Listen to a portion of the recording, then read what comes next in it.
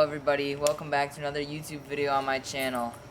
Today, this is Fish Talk Friday, another series. I'm sorry I missed last week's Thursday and Friday upload. I was at my lake house when we were filming some videos, so hopefully that will be uploaded soon. But basically, today we're doing Fish Talk Friday. If you're new to Fish Talk Friday, every Friday or whenever I can, every Friday that I can, I upload a YouTube video on my channel. And basically it goes over different techniques, different lures, different tips and tricks, different reviews of products, a bunch of different things. And this week I am doing how to cast a Baitcaster. I have myself an Abu Garcia Black Max combo. This is my first ever Baitcast combo. And this is basically what most of you guys are going to be starting out with. Something like this. Something with magnetic brakes on the side here. The dial. And so I'm going to be explaining to you guys in depth how to go about bait casting and all that stuff. So I just have a black poppin' frog tied on right now. This thing's pretty heavy, pretty big for a poppin' frog, so I can cast it a decent distance. We're going to start out fishing it in my pool, and then we are going to go into the front yard so I can just bomb cast this. So basically there's a few things you should know before starting to cast your bait caster. The magnetic brake dial on the side. It says max, and then there's that, which is, so there's a little arrow on this dial, and when it says max, that is the maximum amount of breaks. You're going to cast the least distance, but you're going to get the least amount of backlashes, or bird's nest, which is when the line all tangles up. And when you put it to about medium, which is usually what I fish about, you can cast a medium distance, and you don't get as many bird's nests, but that's only if you're more experienced.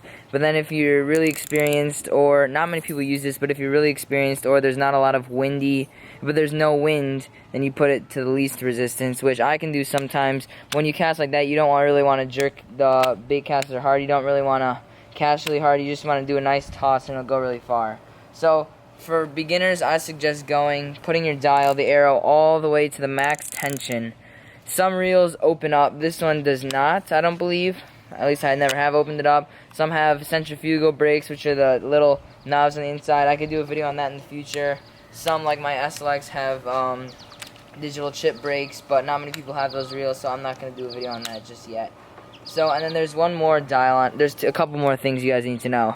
So this, you should put it at about max, or put it in between max and about half for when you're starting. I suggest all the way to the max, so max tension. This releases, this is the bail, like on like a spinning reel. You open up the bail, you flip the bail open, but this, you just click the button and it goes down. And then this is the star drag. Sometimes it clicks. On this reel it doesn't. More expensive ones click. So when you push it forward, if you're looking at it this way, when you push it forward, it tightens the drag. You want your drag to be nice and tight. And then this is obviously the reel. This is how you reel in. You retrieve line that way. And then this is your spool tension knob. So you can either tighten it the same way you tighten the drag. You either move it forward to tighten it, or loosen it by moving it away from you. So the magnetic brakes is basically the brakes that control the tension on your spool. Or they determine the brakes inside, which gives you casting distance. And then depending on how heavy of a lure you use or how light of a lure you use, you want to change this spool tension knob. You don't always have to. You can keep it about medium, but if you want the best results, for heavier lures, you can loosen it a little bit, and for lighter lures, you can tighten it a little bit. So I want mine to be at about half. And to test that, if you take your bait caster, it should fall at a decent rate when I click the bail. Ready? Go. I can loosen it a little bit more. That was good. And so basically, to make sure that you're ready for starting to bait cast, and to make your settings the best for starter bait casters, you want to be able to have your lure hit the ground without backlashing. So watch. When this lure hits the ground, my spool does not backlash. Now we'll show you guys on the spool. Ready? See? Barely any backlash. You just pull that right out and you're good. I'm using 30-pound spider wire stealth braid, moss green color, and I have a monofilament backing, which I suggest you guys put on there. I can do another video about that in the future, but if not, you can just search that up. So right now we're going to be teaching you guys how to bait cast. So first, what you want to do is you want to hold your rod like this. A lot of people say you should start casting one-handed, like that's how you should learn, and then you get two hands. I don't think that's the case. I personally think you should start with two hands. So you want to put your hands like this. When I cast, I put my hand like this. I put my pointer finger right above the trigger, and then my other three fingers right there, and then my thumb on the spool.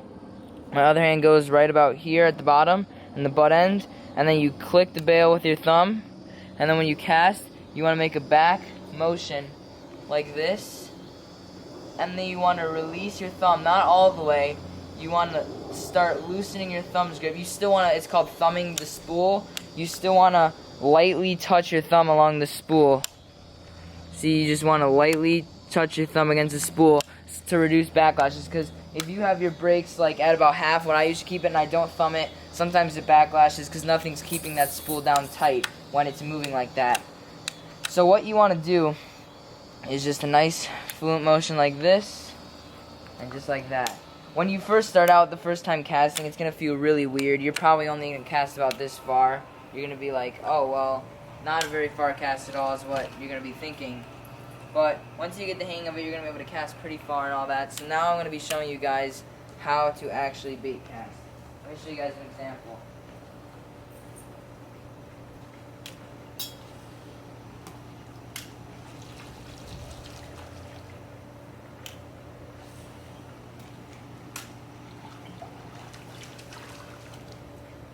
Just one fluent motion like that. And then, so that's how you bait cast. And then, so for starters, I suggest buying a cheap rod and reel just in case you don't stick with bait casting. And just in case you like break it or don't know how to work and you need to return it, it's not that much money.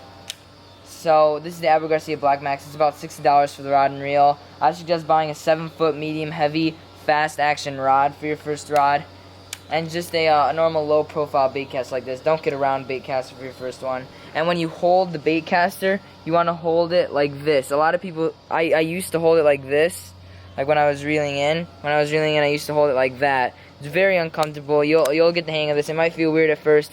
So what you want to do is you want to put your pinky finger under the trigger, your ring finger over the trigger, your middle finger like laying on the back of the spool.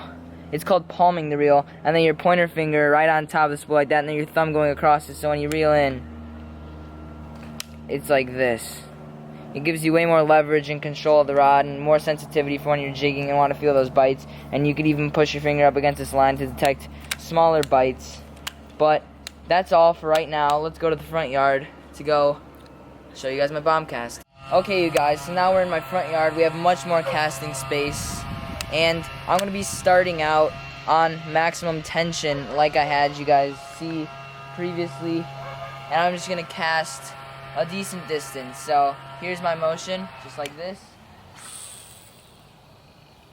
Notice how the frog did not go very far. It went about halfway across my yard, which is not very far at all. If you want to make some long casts, it's perfect for starters though. You just want to make one, and then you could snap your wrist a little harder once you get used to it. But when you start, just a nice, easy motion like that. You're not going to cast very far at all, maybe 10 feet at the most when you first start on your first day. But you just need to put time and effort into this and keep trying. I'm going to cast my hardest now on max tension. See, still did not go very far. It went to about the bushes over there. So now, I'm going to bump it up to what I usually fish at. That little mark, I'm going to move it right to that little mark, the 50%. This casts a decent distance, and I don't need to change my spool tension knob because I'm using the same lure, same weight, all that stuff.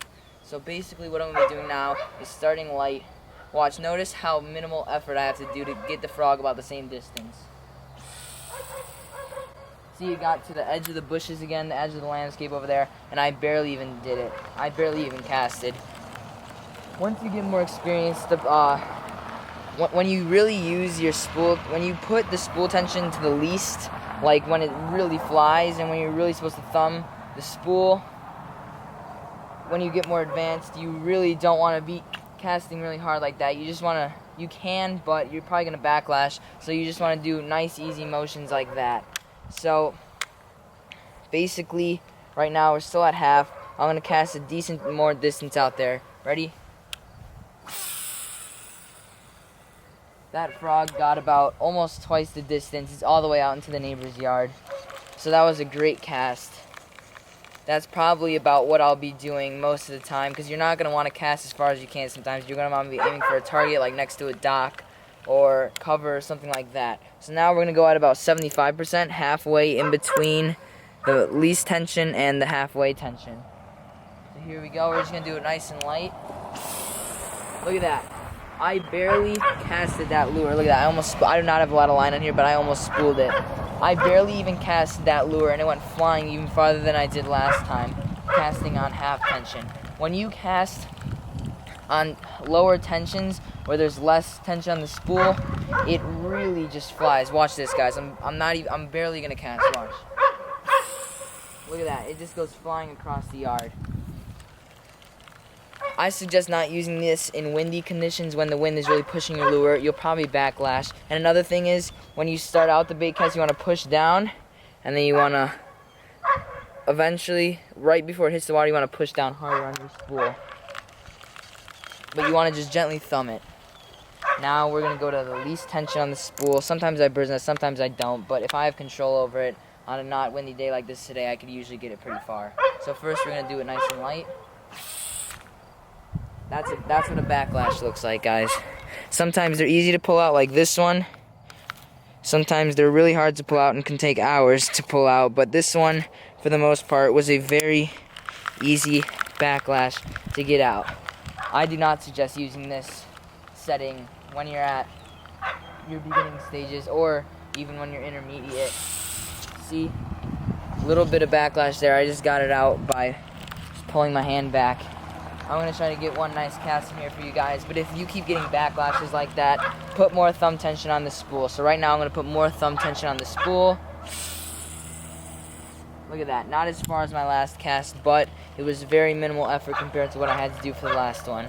So thank you guys so much for watching this video. I hope you guys enjoyed. If you guys enjoyed watching this video, please like, subscribe, and share it to your friends. Comment suggestions for next week's Fish Talk Friday in the comments below. See you guys.